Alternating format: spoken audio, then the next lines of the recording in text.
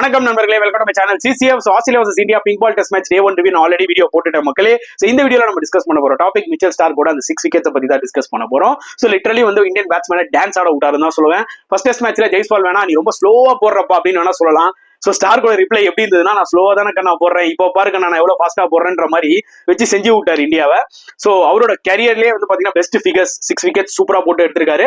And first பால்லே match ஆரம்பிச்ச first பால்லே ஜெய்ஸ்வாலை தூக்குனாரு. அப்பயே தெரிஞ்சது இது ஸ்டார்க்கோட டே தான் சொல்லிட்டு. முக்கியமான விக்கெட் செட் ஆன கேஎல் ராகுல், huge wicket of Virat Kohli, அதுக்கப்புறம் லோவர் டவுன் ஆர்டர்ல டக்கு இம்பார்ட்டன்ட் விக்கெட்ஸ் எடுத்தாரு. சோ ஓவரால் ஸ்டார்க் கலகிட்டாருன்னு தான் சொல்ல முடியும். பிக் பால் ரெக்கார்ட் எடுத்து பாருங்களேன், ஸ்டார்க்கோடது வேற லெவல்ல இருக்குங்க. அது இன்னும் இந்த மனுஷன் கண்டினியூ பண்றாரு.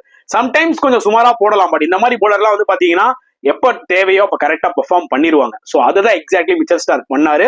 சோ ஆப்வியஸ்லி அந்த டியூ ரெஸ்பெக்ட் நம்ம மிச்சல் ஸ்டார்க்கு கொடுத்துதான் ஆகணும். Is a legendary bowler. புரியுதா உங்களுக்கு? So hats off to Mitchell Starc for his fantastic spell. பொறுத்து பார்க்கலாம் இந்தியா எப்படி கவுண்டர் அட்டாக் பண்றாங்க.